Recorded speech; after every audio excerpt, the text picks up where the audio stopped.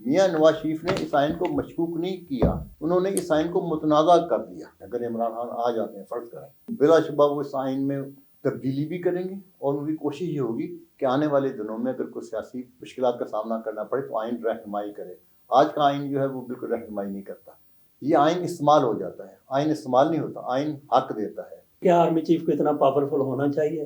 Sir, army chief को इतना powerful होना चाहिए कि वो आइन का तहफ़्फ़ुज़ कर सके।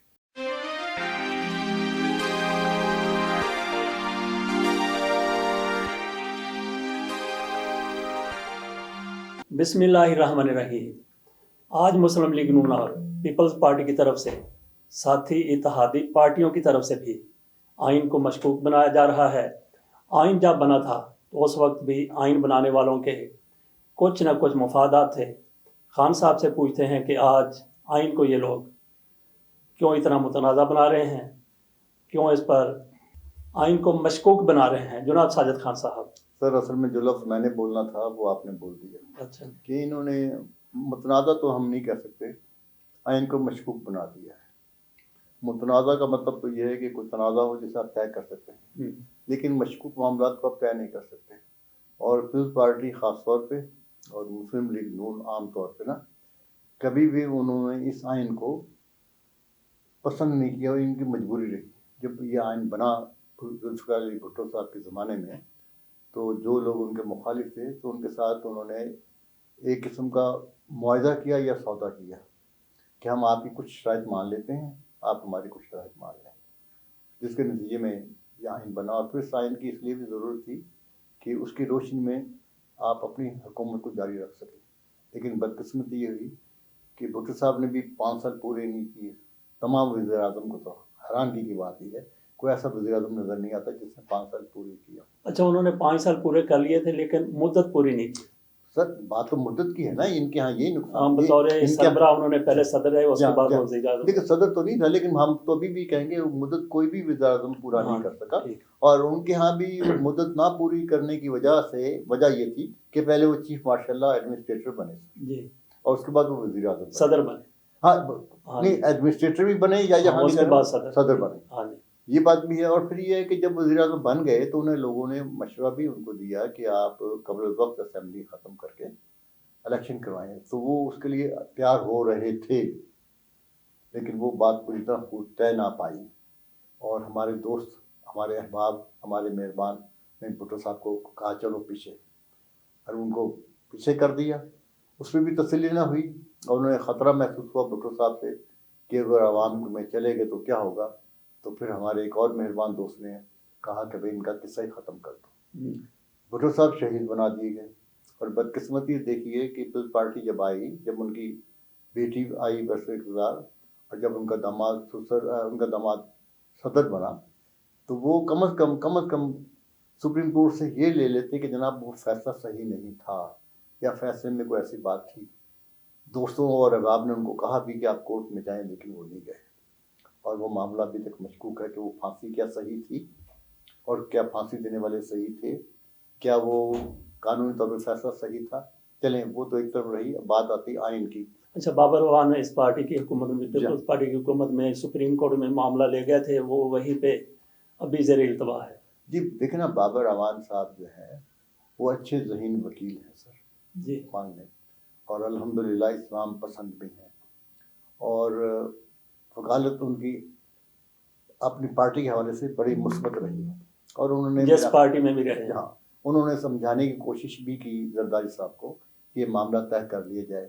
जरदारी साहब नहीं चाहते थे कि ये मामला तय हो। उसकी वजह क्या थी कि भुट्टो साहब को, मैं आज भी कहता हूँ कि भुट्टो साहब को फांसी देने में ज़ियाउल हक को जो हुक्मनामा मिला था वो अमेरिका से मिला था। अच्छा, कि आप इनको ख़त्म कर दें, ये हमारे लिए ख़तरनाक है।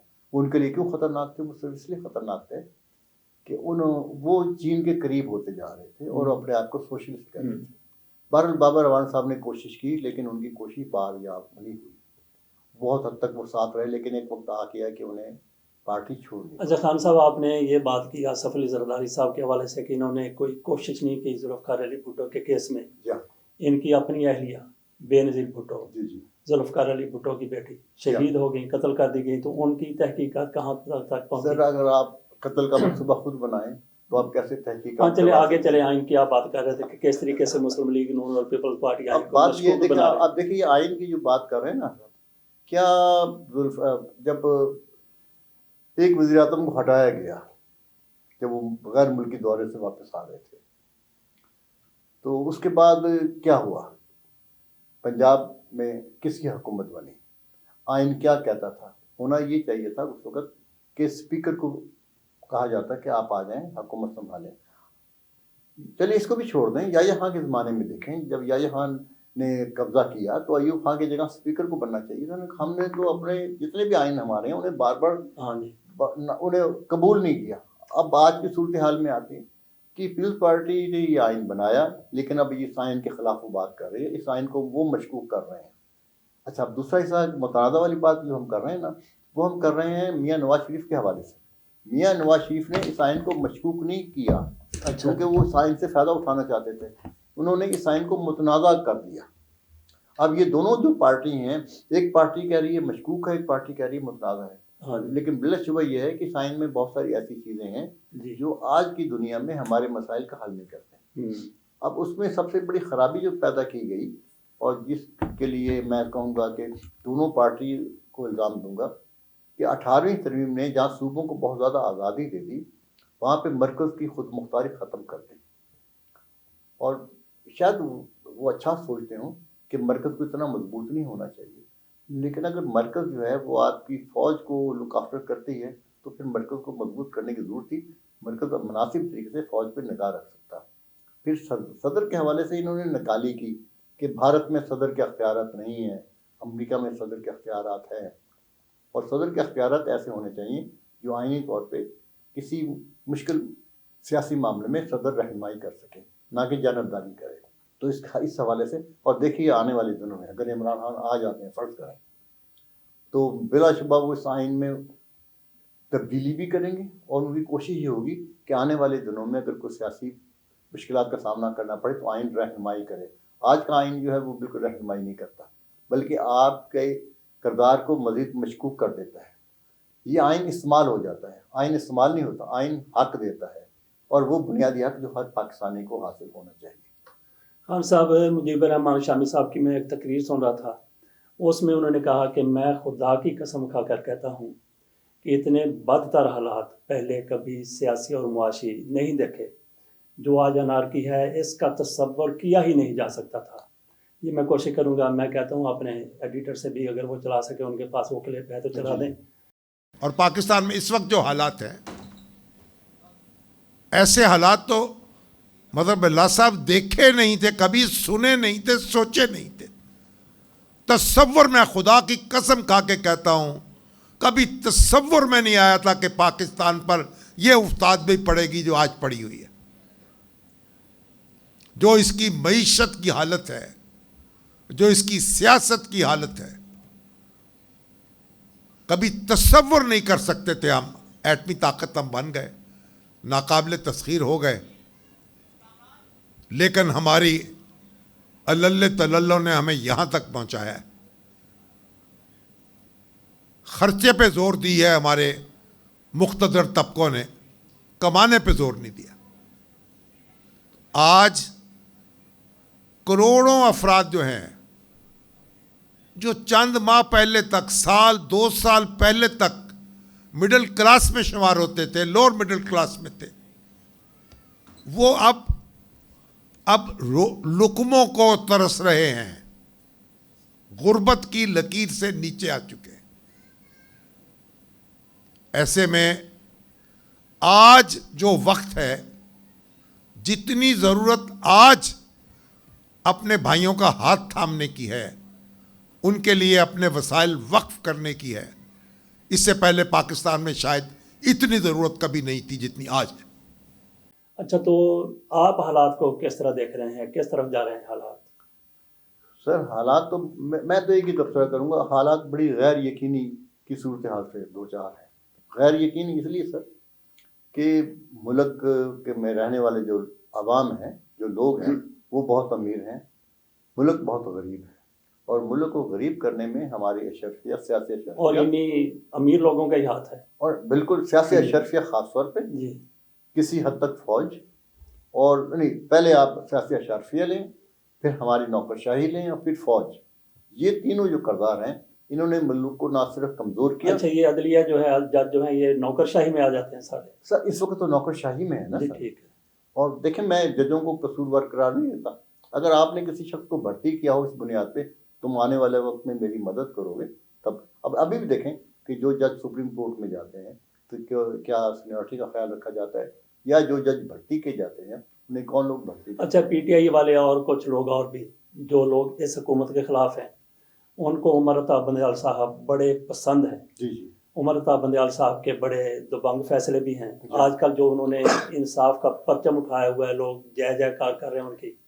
लेकिन उमर अता बंदयाल साहब वो शख्स हैं जिनकी वजह से आज हम इस दगरगू सूरत हाल से दो चार हैं। इनका वो फैसला जो तारीख कभी माफ़ नहीं करेगी, जिसमें कासिम सूरी की रूलिंग को उन्होंने मुस्तरद किया था, उसी फैसले से ये बहरान सारे जन्म ले चुके हैं। जी हाँ। ये मुसीबतें, ये सारा कुछ उसी फैसले की वजह से है। आपकी बात बिल्कुल तो दुरुस्त है। उमर अता बंदयाल साहब का ये फैसला तारीख कभी माफ़ करने के लिए तैयार नहीं। आगे आप चले। मेरा ख्याल तारीख माफ कर सकती है, उनके पास अच्छा आज वक्त है जी, कि अपनी तस्दीक कर लें। हाँ, थोड़ा अपने सा फर्ज कफाया अदा हो जी हाँ, सकता है। बिल्कुल। उन्हें अगर आज वो सही फैसला कर दें, मैं ये नहीं कहता ये फैसला करें, ना ही मैं फैसला देने की आइन के मुताबिक करें और उसके आइन जो ऊपर कुछ अमल भी कहता है, करवाएं। आइन जो कुछ कहता है, अगर आइन कहता है कि जनाब वाला किस शख्स ने अदालत आलिया के साथ अच्छा बिहेव नहीं किया, तो उसमें तौहीन अदालत का जी, कानून लागू होता है। और जो कानून- आइन है, जो कानून है। जो भी शख्स मुलव्वस है जी। इसमें किसी भी तरीके से, उसको आज उसके बारे में फैसला दे दिया जाए, हाँ जी। फैसले पे अमल हो या ना हो, जी। तो कम से कम आपका कफारा अच्छा, काम जो है। हम सूरत हाल अभी देख रहे हैं उसमें तो ये है कि चीफ साहब जो हैं, इन्होंने भी कौम को बत्ती के पीछे लगा दिया है। जी हाँ।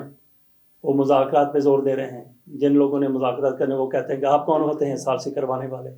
अदालत में जाके कोई मौक़िफ़ और सामने आ जाता है, जी हाँ। घर में बैठे हैं या काबीना के इजलास में बैठे हैं, कौमी असम्बली में बैठे हुए हैं, तो मौक़िफ़ और है शहबाज शरीफ साहब का। जी जी। लेकिन अदालत में जाके यहाँ मुज़ाकरात के लिए तैयार हैं, हमारे इतने बंदे मुज़ाकरात करेंगे, अब देखें शहबाज शरीफ साहब के हमें और उसको मान भी जाते हैं चीफ साहब। शहबाज शरीफ साहब के हमें दो चेहरे नजर आते हैं सर। जी, एक वो दमोही चेहरा, आप कहेंगे उनको फिर?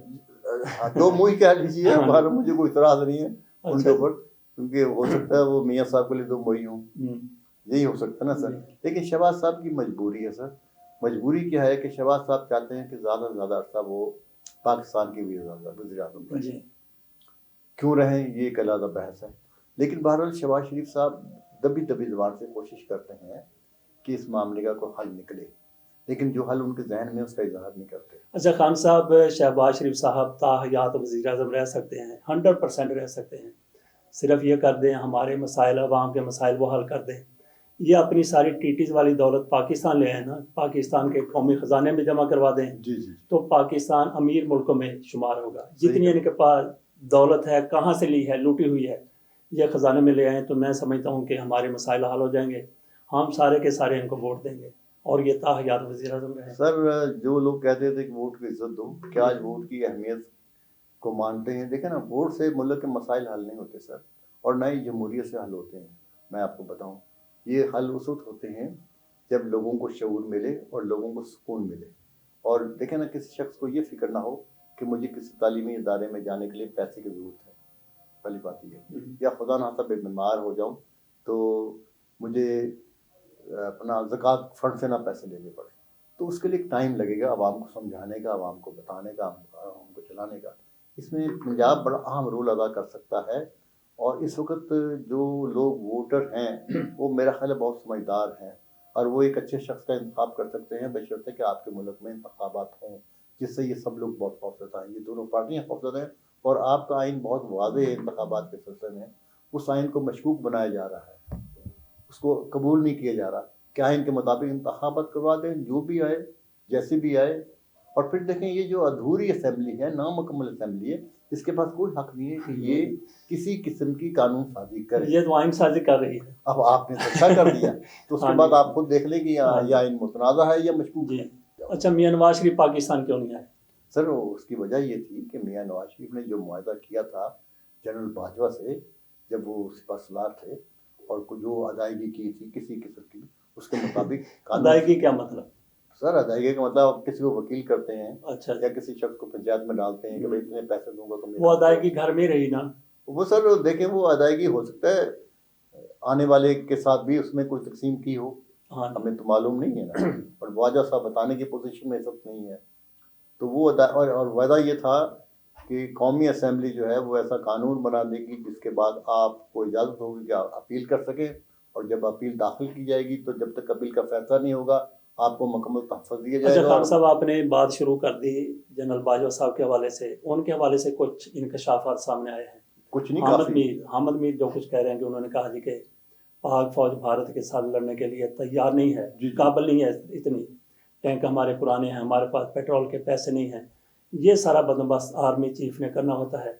और फिर इरफान सदीकी साहब वो कॉलम पे कॉलम लिख रहे हैं, डॉन लीग्स का स्यापा कर रहे हैं वो। उसमें वो कह रहे हैं कि राहील शरीफ साहब किस तरीके से वज़ीर आज़म के ख़िलाफ़ चले जाते थे, किस तरीके से दुम पर पाँव रख के अपने फैसले मनवाते थे।